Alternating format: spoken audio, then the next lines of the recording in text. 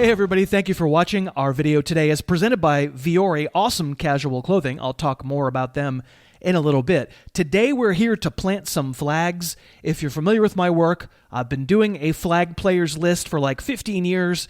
These are players I like for the upcoming season, players I think are coming at good value relative to ADP. Now you don't have to draft all of them because picking players who will outperform what the market thinks of them is hard. But let's see if I can convince you on at least some of them at their current prices. I'm going to bust through 10 players in about 10 minutes, so let's get going. At number 10, I have Dolphins running back Jeff Wilson, a pure double-digit round pick who, as far as anyone can tell, has at least a sizable chunk of a pretty good offense's backfield, and he himself is pretty good. Wilson has had a hard time staying healthy. He is going to have to share the load in week 1, at least with Raheem Mostert. Mostert also oft injured and is 31. Wilson is 27. Mostert is the home run hitter, and I don't hate taking a chance on him either. But if I have to pick one, Wilson is steadier and more consistent from run to run. Rookie Devon Achane is also there, but he's undersized and he got hurt in the preseason. So in the 12th or 13th round, Wilson is my guy. At number 9, I have Courtland Sutton. Listen, I understand why Sutton is outside the top 100 overall players based on how poor Russell Wilson looked last year, and also the fact that Sutton hasn't ever really looked the same since he tore an ACL in 2020. But he's being punished a lot, while Jerry Jeudy is not. Jeudy is a 5th-round pick in all formats. One of these guys has an 1,100-yard season and a Pro Bowl, and it ain't Jerry Jeudy. In some leagues, Sutton falls to the 12th round, and he never goes higher than round 9.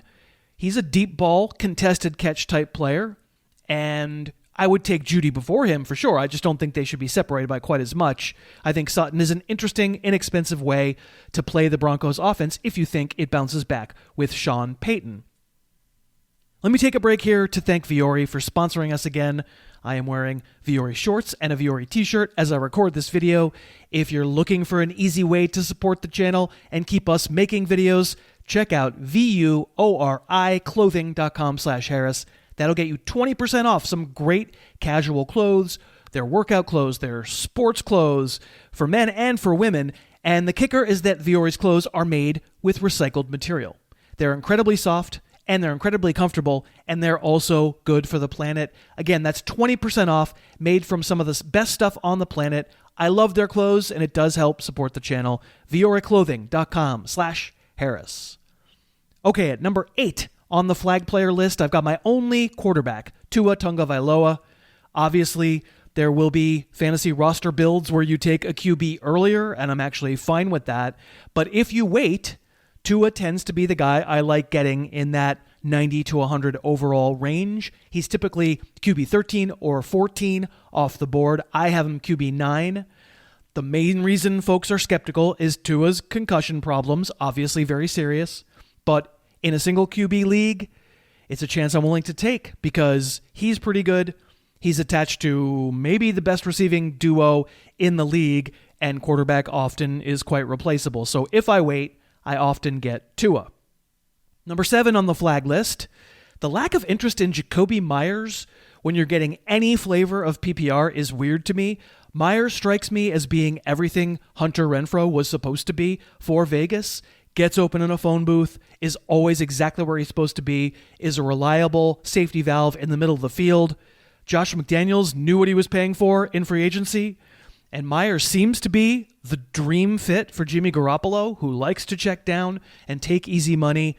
Meyers, depending on your fantasy platform, sometimes 11th round, sometimes totally undrafted.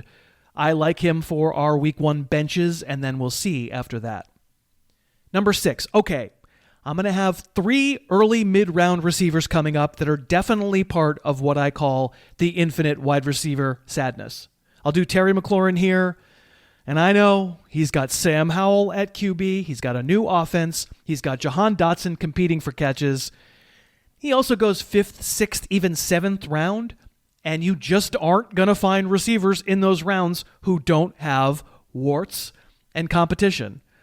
McLaurin is going to do 75 catches and 1,100 yards. That's his baseline.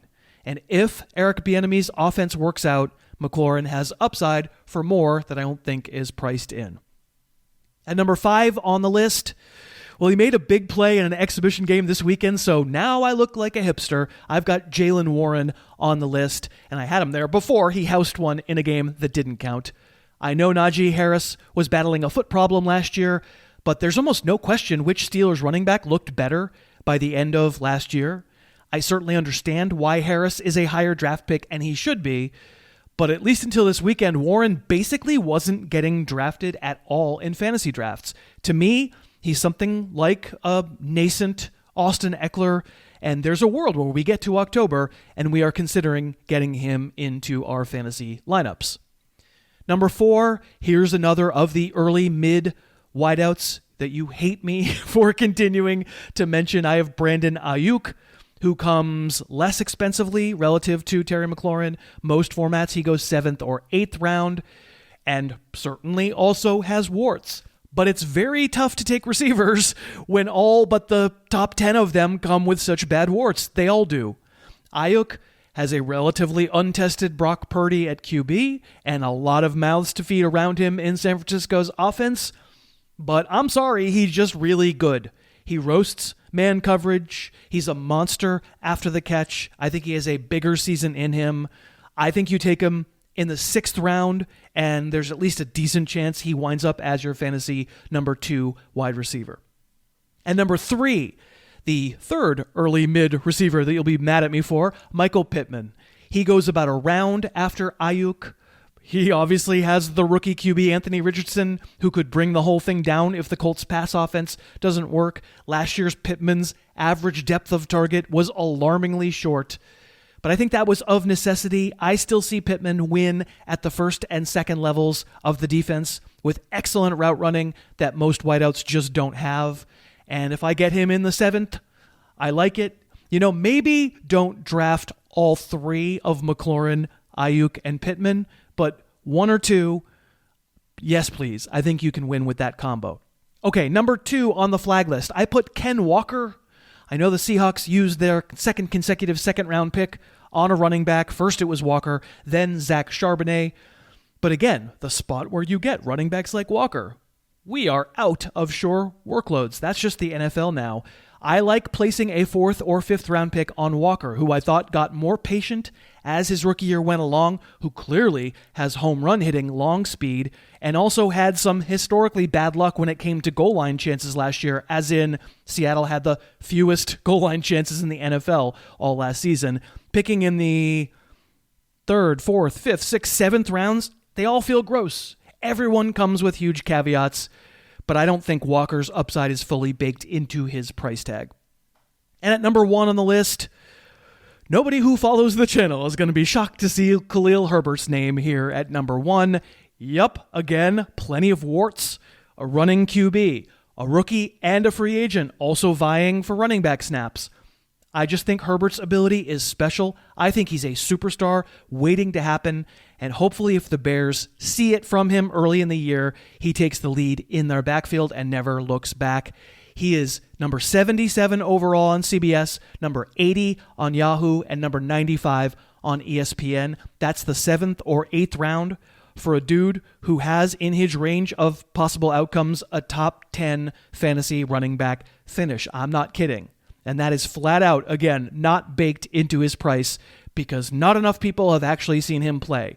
And for my fantasy bench, Khalil Herbert is a must. But what do you think? Did I convince you on some of these guys? Are you completely unsold on some of these guys? And who are the players that you must have this year?